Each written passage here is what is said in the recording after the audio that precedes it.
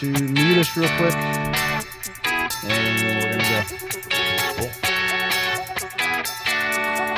go. What's up, everybody, and welcome to the No BS Real Estate Show, a podcast that gives you an inside look on how to make smart financial decisions while adding value to your life.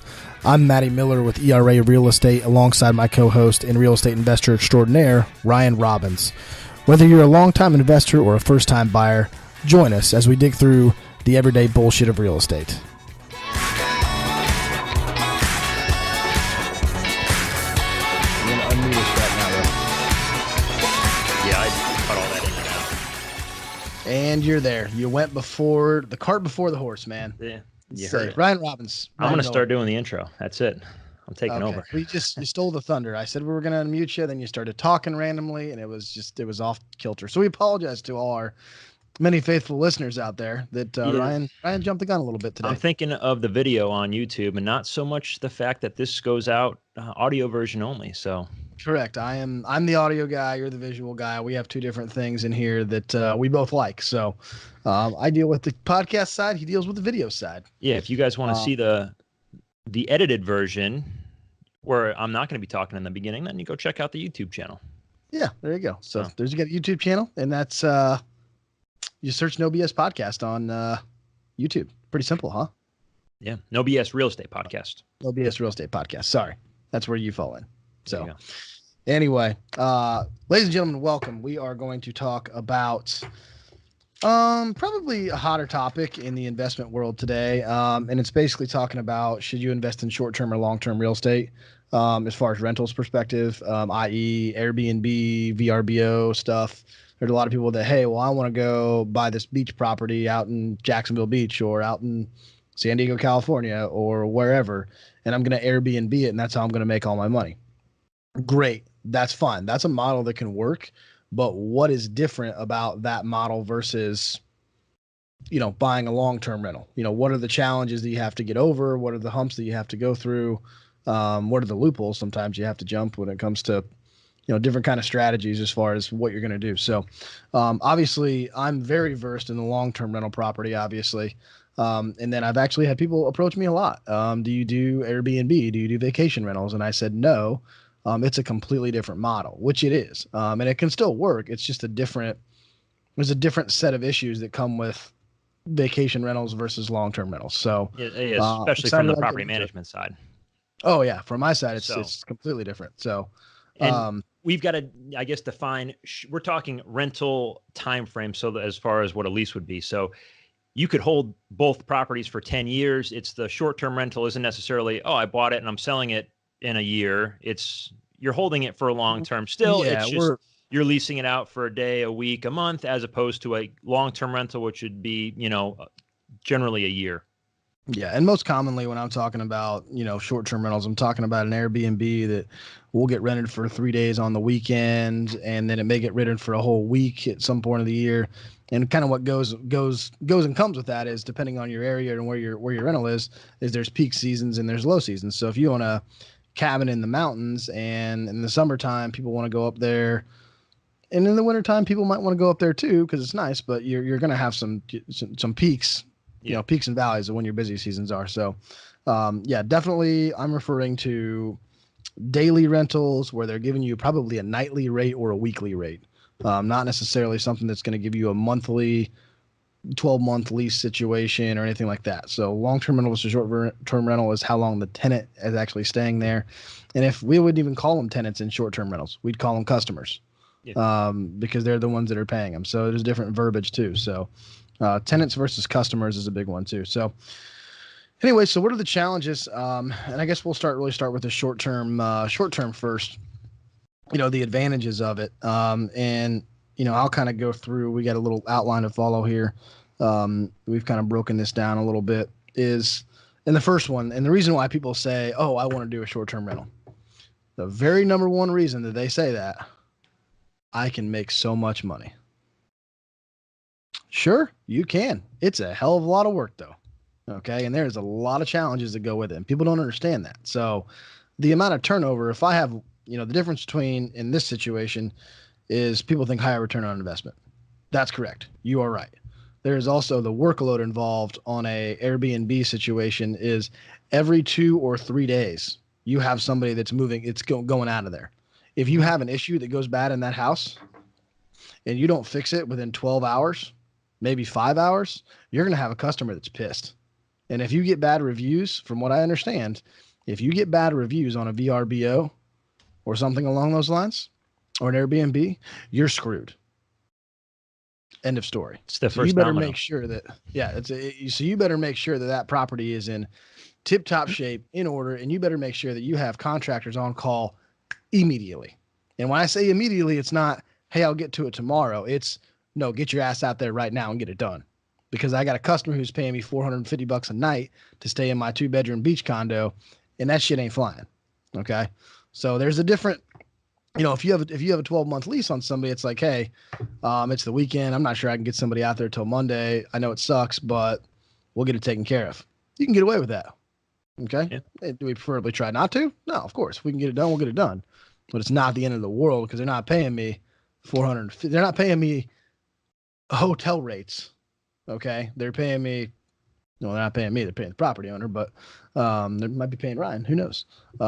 So they're not paying hotel rates. That's the whole point. And oftentimes, sometimes higher than hotel rates, sometimes lower. Just depends on the situation. But so to that, your higher return on investment, essentially, we're going to say you can get $2,000 a month for a property that's, near the beach. Well, maybe you can rent that for $200 a night. If you just fill that for 20 nights a month, that's $4,000. First, the $2,000 you would have got on a 12-month rental. So that's where your higher rate of return, you can make, you don't even need to fill it all 30 days of that month, and you could make potentially double what you would have just rented it out for to a long-term tenant. Absolutely. And when we start breaking down costs and that, you talk about sending a cleaner every single time. So you have to send a cleaner, let's say throughout those 20 days that you rented it out, we're going to eat in. This is where we're going to eat into the cost, though. So if you send a cleaner out, okay, so we have a $4,000. We rented it for 20 days out of 30, right? Okay. And would you figure that's, and I just for rough numbers, I wouldn't say that's 10 rentals or whatever. That's probably, I'd say 5. 4 or 5, short ones. So let's talk on that. So every time I got to send a cleaner out there, how much is it going to cost me? Because I know the answer to it. I would say something like that on a small $100, $150, maybe. Yeah, probably 200. Because you're paying the only people that do cleaning like that don't schedule things far out. Because you're not scheduling them far out, because your schedule. And it's like, hey, I need it on Wednesday, I need it on Friday, I need it on Tuesday, and I need it on the following Monday. Okay, so you may not always have it scheduled that quickly because somebody could book late. Okay, so my argument to that is for the most part, your Airbnb rentals are, something like that, are going to have a cleaning fee built into it, and on top of it, or an extra fee built into it, and on top of it, it's hotel condition when you show up. Generally, it's clean most of the time. They're going to be returned in a somewhat clean condition, so they're not necessarily going through doing a full deep clean every time. It may just be 2 hours or whatever, So, and again, but that's probably going to cost you about $200 a pop. So there's $1,000. Let's say there's $1,000. You have cleaning fees involved, obviously, as well. They get charged back to the person that rents it. Sometimes I think it's like $75 sometimes. I think the couple of the ones that I've booked, it's like $75 or $50. And it's not going to cover all of that. They can adjust them to kind of what they want, depending on the size of the property. I think. Next situation we go into. Here's 2 different options. Your average property manager to manage your vacation rental will charge about 25%. So quick numbers tell us if we make $4,000, you're making $1,000, right? You're getting $1,000 taken away. So now quickly, and cleaning fees aside, this is just rough numbers. There's another $1,000. So now we're right back into that $2,000. You're right there again. But not only that, how much extra work is involved on stuff like that to make sure. The other side of that is you'd have to talk about furnishing the property if something gets screwed up. You have to, if couches get old, beds get old, linens. That's the other thing about, understand about cleaning is, they're not going in and cleaning. They have to change the linens all the time. That's the biggest cost. Yeah. So you have to change the sheets. They have to bring out new linens. They have to do this. They have to do that. It's not just going in there on a vacant property and cleaning it. That might cost $125. But it's going in there, stripping all the beds, changing the sheets out, cleaning everything and make sure it's good to go. And you're paying for the sheets. Like I have a cleaner who I work with who does vacation rentals, and he's like, man, I have this. Most of the time we just use a basic linen, strip them off, put them on there. But like this guy's got a $4,000 that probably makes. He's like it rents for like $480 a night or something like that. But he's got like Egyptian cotton sheets, and he's like we have to use Egyptian cotton sheets on for his house. $480 a night. What do you expect?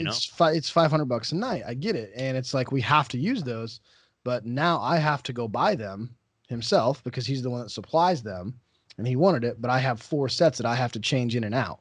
Yeah. So it's an additional cost for him. So as opposed to using a regular, standard 300 thread count sheet, whatever. I mean, I don't know what. I don't even know what's good. 500. I don't even know. I don't know. I couldn't tell you. Your guess is as good as mine. Yeah, not my thing. I can sleep on this old dirty carpet in this freaking room, so it don't matter. The kicker to all of this, which is also one of the points as far as an advantage here, aside from your rent or rate of return being a little bit higher, is you get it for personal use. So maybe you're going to deal with management, and that's again, a lot of Airbnbs are self-managed. So that 25% is going to go right to the homeowner as opposed to a management company, because not many are doing that.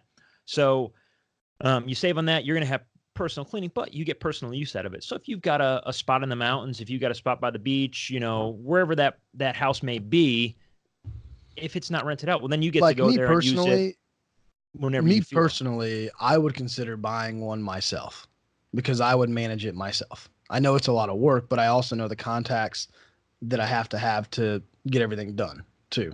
And I would obviously manage it myself. Now, if somebody were going to pay me to do it, I don't really think I want to have anything to do with it because it's just a totally different model from a property management standpoint. And people have approached me about it. Yeah, from a business perspective, you'd have to change everything that you do in an operational sense to accommodate something like that. And to take on 1 or 2 would be you going backwards. You'd have you'd have to target that specifically. No, for sure. Now you have to be a vacation rental company is what you have to be.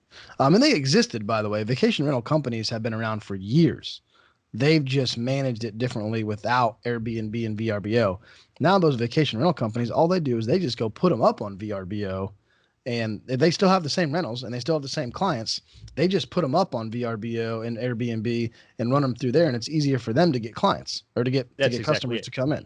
That's all they do. So if you already have a vacation rental company in place, sure, go ahead and do it. But I mean, all they're going to do is put it on Airbnb and VRBO. That's what they're going to do. So it's the same thing. Now, the good ones, I will tell you, are going to give you suggestions on what to put in the units, where as far as like, hey, throw a pool table or a foosball table, something like that to make it more attractive. Hey, swap out this couch for a sleeper sofa or a futon, something like that to maximize the amount of occupancy you can have in there. Yep. You can definitely maximize your rent, I guess, in that situation.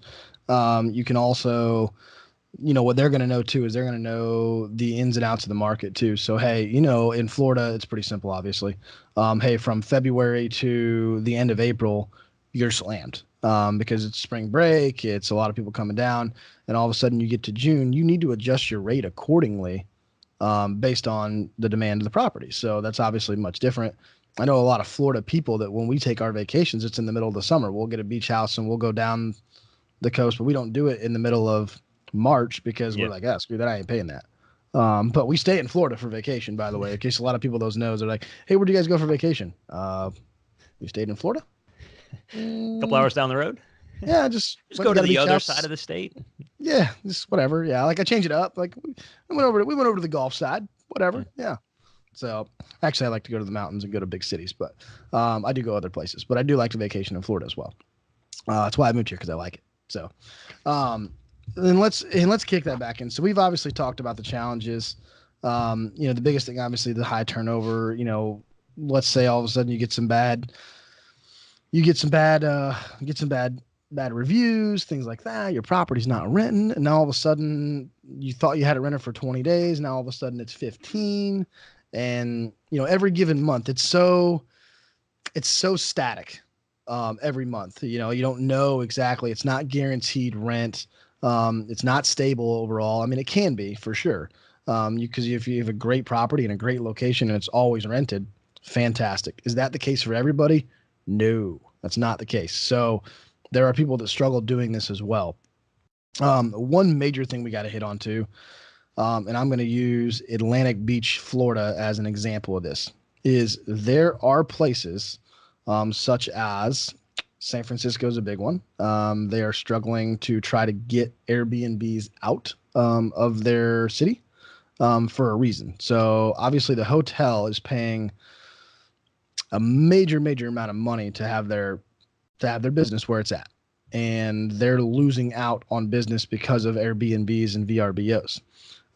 So they're very upset with the local. And by the way, people that own hotels, they have more money than you as an investor, mostly. Generally. Okay.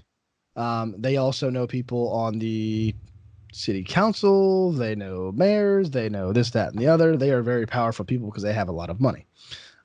If you think you're going to win that battle and sneak underneath the table, and even if it's illegal in, let's say, Atlantic Beach, Florida, still a lot of money out there.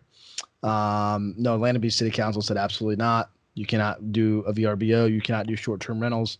The shortest rental you can do is 90 days, correct? Yes. That's at least last we knew. And this is so, I guess, for everybody from a perspective explain standpoint. What I'm talking about. Yeah, so it's just, I guess it's more so knowing your market. So the beaches here in Jacksonville, everyone's going to refer to it as Jacksonville Beach. If you're looking at it on a map, it all kind of looks the same. It blends in. We've got technically 3 beaches: Jacksonville Beach, Neptune Beach, and Atlantic Beach. And 4 if you want to count Ponte Vedra is just south of Jacksonville. So, and those all span, I mean, you could probably touch all 4 of those within a few miles. So Atlantic Beach is the furthest north. And we'll call that that's only a 10-mile stretch, 8-mile not even, stretch. I think I want to say it's like 3 miles approximately. I mean, what's Ponte Vedra to Atlantic though? Oh, yeah, 5, probably 6? 5 miles. Yeah, 5, 6 somewhere in there. So Atlantic Beach spans about 3 miles. You've got a 90-day. No, you can't rent for less than 90 days. That's it. If you go just south of that to Neptune Beach, which is only 20 blocks, maybe a mile. Yeah, it's not barely a mile. It's not very big. It's tucked right in between Atlantic and Jacksonville Beach. Their restriction is 30 days. So you can't rent for anything less than 30. Well, you go to Jacksonville Beach and there's no restrictions. There's no restrictions. So you're open to do anything you want.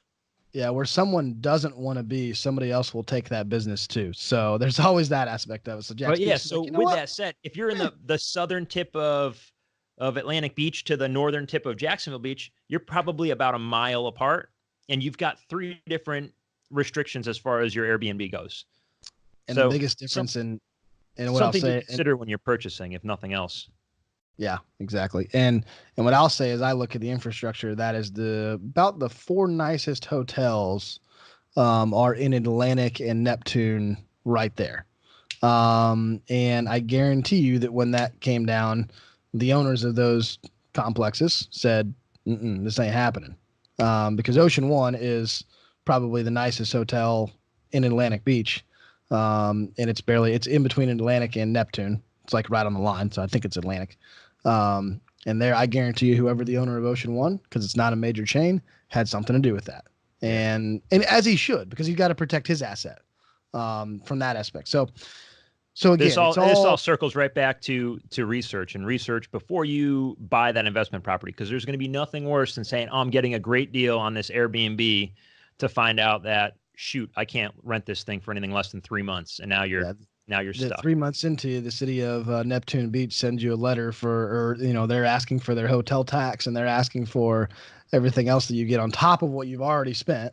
So here's the kicker. As far as now, I don't know if this is nationwide or just in Florida, but I know in Florida, hotel tax is anything under 185 consecutive days, which basically equates out to 6 months. So if you rent a property for less than 6 months, it's 6 months and 6 months and 29 days or something ridiculous. Yeah. So like when I pay hotel tax. Correct. From a rental perspective, from what we do is people ask me, well, can I do like a 3-month lease? No, absolutely not. Anything for me is it's got to be over 7 months. So I don't care if it's 7 months in a day or whatever. And I strictly maintained a 12-month leases for the most time. Sometimes I'll do a 7-month if it's like an extension or something. But starting off, it's always a 12-month lease.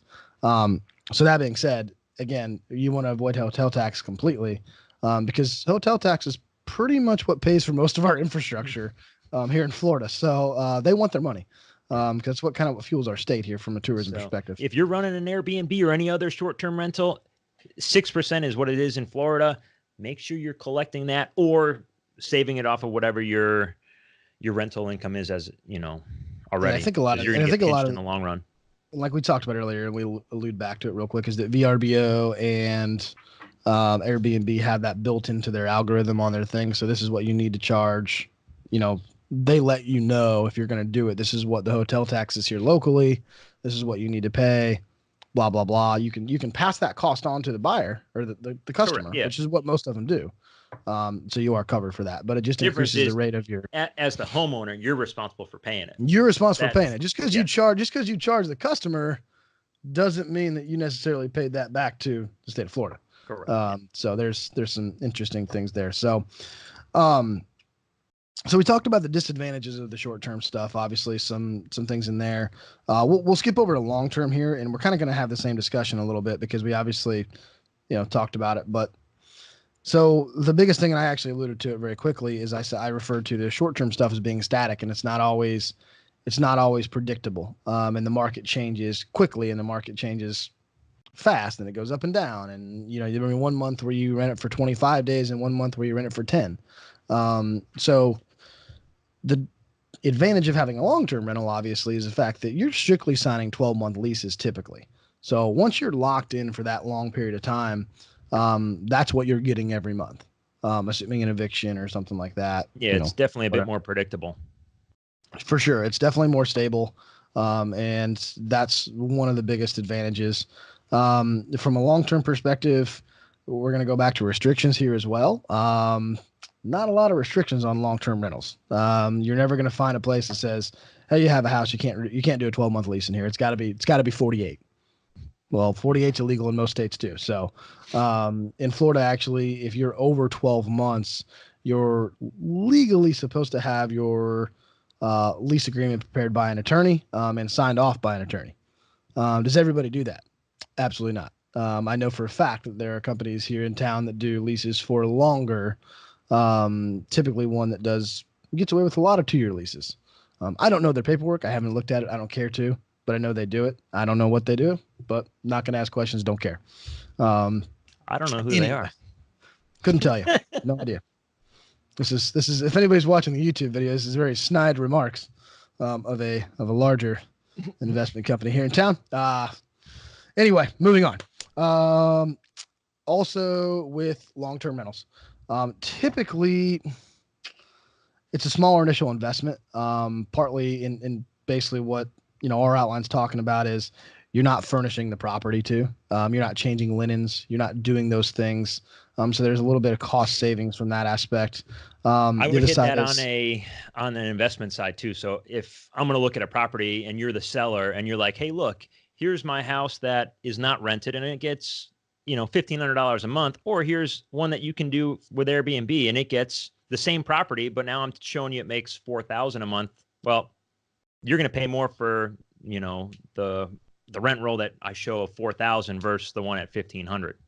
Sure. Oh yeah. So, well, and on top of that, what I want to go into is typically your Airbnb and stuff like that are in nicer areas that are drawing tourism.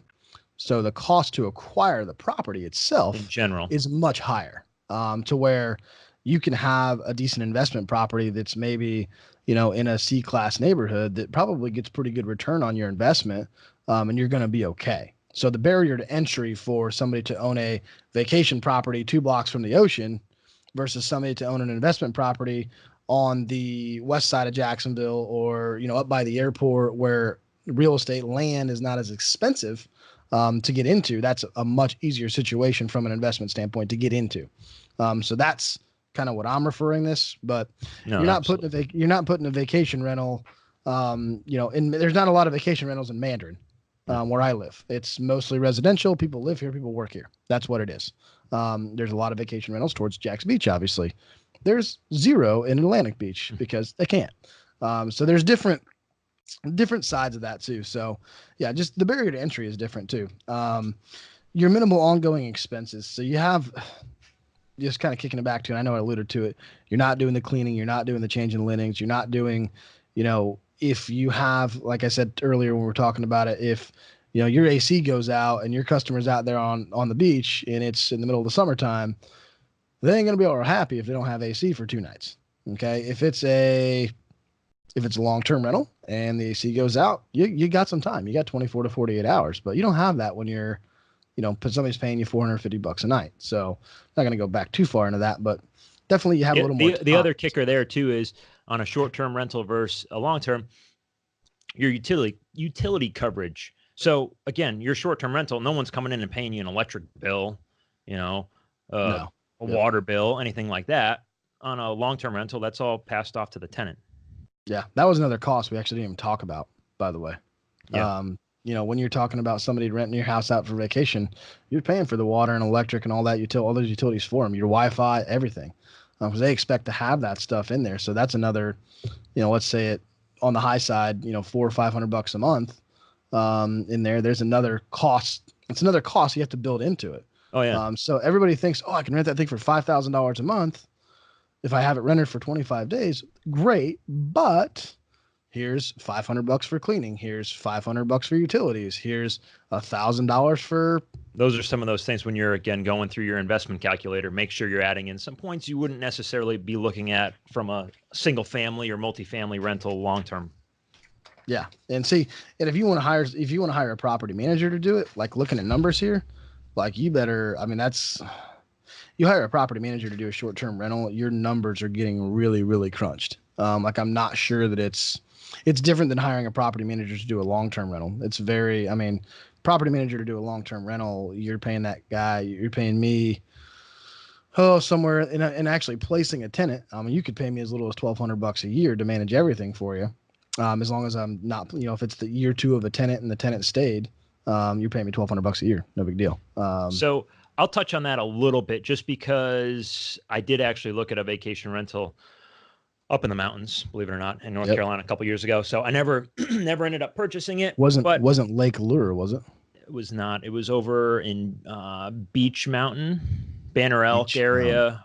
I got a bachelor party golf trip and going up to Lake Lure, which is about 30 miles outside of Asheville. So if anybody's listening knows that area and knows where to go, I think it's in the middle of nowhere. Asheville's nice. Asheville we stopped at on the way up to the Beach Mountain. We're 30 miles on the west side or on the east side of Asheville. So we're a ways. So this is probably an hour and a half from where you're going to be, northwest. So 30, 45 minutes on the other side of Asheville. So I almost said Nashville. That said, Asheville. Huh. I reached out to Asheville. Nashville. I reached out to a local property management company up there to essentially, because I'm, again, 7 hours away, 8 hours away by car, it's going to be much more difficult to manage. Well, they take, to your point, basically a % of the profit. That's how they function. But they're going to put it out not just on your Airbnb and VRBOs, but they've got other travel sites that they put it out on, and it's basically their full-time job where you place a tenant and you're going to follow up with issues, things like that. On a long-term rental standpoint, you're not out every day promoting a property. They do that and push properties out all the time to try to attract as much, because guess what? The more they bring in from a rental standpoint, the more they make as well. Sure. So they use it as a business structure. And that was, again, some of the things that... Turn your phone off, sir. Speaking of a rental, that's actually a roofer calling me on a roof quote for a new rental. Well, there you go. Fantastic.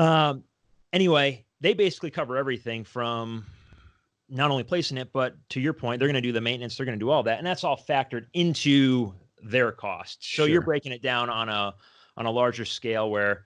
Are they paying for the cost of the maintenance, or are they just handling the scheduling? Are they paying for the cost of the maintenance, or they just handle the scheduling? They just, like, you're going to bring in, the rent, and you're going to deduct out your management fee. So they're just deducting it out. Stuff like that. Yeah, they take everything in. They hold, a kitty of X amount of dollars, and everything is paid out from there. Sure. Okay. So, and that's kind of how you would compare it apples to apples. Is they're going to make a prediction based upon what they have in the market right now. And this one specifically, they evaluated the property. They looked at photos. They made suggestions of, hey, put this here, put that there. And then they said, hey, on, average, you're looking to get X amount after our fees, after yada, yada, yada, yada. And they broke it down. And then you basically take that number and compare it to a purchase price and say, looks like it'd be good or not. Now, same there's kind going of to be thing. fluctuation, but for the most part, people that are specializing in that type of investment are going to be able to break that down for you, because there's just so many miscellaneous fees included that most people, or even myself investing in single families, are not aware of on a vacation rental standpoint. Yep. Totally understand. So, and back to basically, and that's one of the advantages, I guess, or, having somebody like that who's familiar with vacation rentals, being able to break all those numbers down for you is definitely helpful. Yeah. And that's, and at the same time, if you want somebody to manage single family stuff, you contact someone like myself who does that as well, and they're going to give you the same kind of numbers for what they do. So that's exactly what you need to do. So, other disadvantages of long-term rentals, you're going to have issues with, you can have issues like this on short-term rentals, albeit not very often. Somebody's supposed to check out and they don't check out. Well, just charge them another night, right? On a short-term, they don't charge them another night. They destroy the place. Okay, yeah. Great. I got your credit card. Going to charge you X amount of money. Okay. Did you buy the insurance? Whatever, yada, yada, yada. There's all sorts of different ways to go about that. But you have, in the long term, obviously, you have bad tenants that destroy the property. They don't pay their rent. You got to go through an attorney to get them out of the property. They have rights because they signed the lease, blah, blah, blah, blah, blah. Okay. We have bad tenants. I don't care. I've done property management for almost 8 years now. You will have bad tenants. I don't care, no matter what. Almost inevitably, there will be a time where you'll have a bad tenant on a single family house. I don't care if you say, hey, well, I even called their job. I called, we did employment, we did credit, we did, everything we can think of. We did prior landlord references, blah, blah, blah, blah, blah. People's lives change. They pick up a drug habit. They get fired from their job and pick up a drug habit because they're depressed. Okay. People's lives change. So their circumstances change. They may be I had a situation where I had a great tenant. I'm going to save this bigger story for maybe our Friday BS show. Because it's a perfect BS show, or perfect BS story. Just kind of the bullshit that we deal with on a regular basis. Which is, by the way, that's like a sneak peek to our new thing. So Friday mornings, we're going to do a short BS show. So we're going to talk about a story that happened to us either recently, maybe in the past, and we're just going to talk about almost the struggles of being in real estate. So not everything is all bright and sunny all the time, right? We're going to talk to you about kind of the bullshit that we have to deal with at times. So join us on Friday mornings for that. So we should try to keep it just to the week of, and I'm sure there's going to be something. Yeah, we could do it daily if we wanted to, probably. Yeah, I mean, I could really come up with some stories almost on the reg, but anyway, so very quick story is basically this tenant was perfect for probably about 5 years. They were in the property for 5 years, and moral of the story is he owned a body shop, blah, blah, blah. Long story. Everything on the surface looked great. 2 kids, had a nanny that took care of the place. This is a $1,800 rental property. So in our market, that's a decent 4-bedroom, 2,500 square foot on the north side of Jacksonville, up off Ocean Way area. And long story short, ended up picking up a drug problem, was either selling drugs, hid it from me really, really well. Hid it from everybody in the house, hid it from obviously everybody, but stopped paying rent one day. It was on the news. His body shop was closed down, and guy disappears. Gone. He left pretty much everything in the house. They were on the run. Found 2 loaded handguns, heroin, all other sorts of shit. Shit that I've never even seen before. And I've been in the house multiple times. Like to think that, and we found like 2 loaded handguns. Like I've been in the house that many times. I'm kind of freaked me out a little bit, not going to lie. But again, on the surface, he looked great. So there is what it is. So people do change. You will have bad tenants no matter what the screening process you do. It's very hard. The other side is if you have a C-class or a D-class property. You have some D-class properties that are pretty crappy and they're in war zones. You're going to have bad tenants to deal with. End of story. Bottom line, that's inevitable. You have properties in our area that are in certain zip codes. You're going to deal with crap.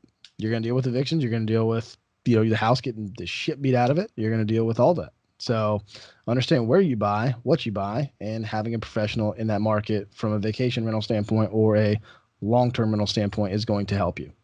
Those people are what to do it every day, because as a property manager, I don't want to deal with evictions. I don't want to deal with bad tenants. I don't want to deal with beat up properties, because then you get mad at me.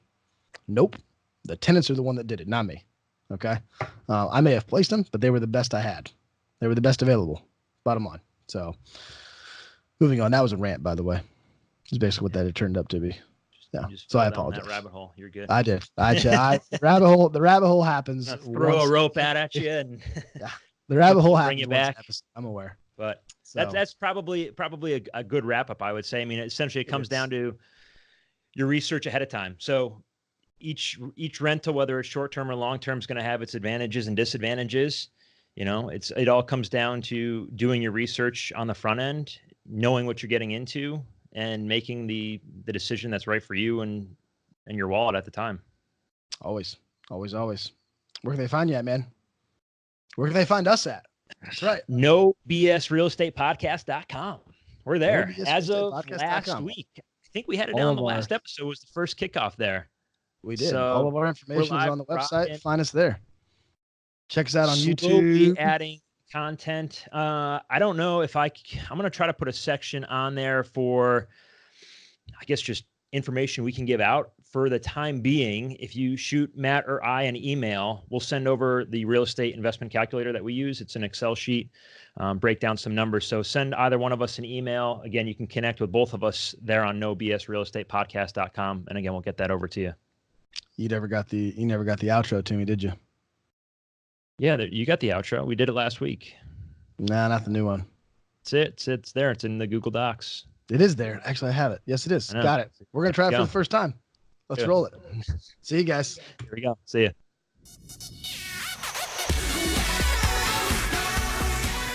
Thanks for listening to our podcast. If you enjoyed this episode, there's a few things I'd like you to do. Subscribe, leave a review, and head over to NoBSRealEstatePodcast.com, where you can connect with Matt and I on all of the platforms we're on. Also, if you could do us a favor, leave a message letting us know what you enjoyed about the episode and what you'd like to hear about going forward.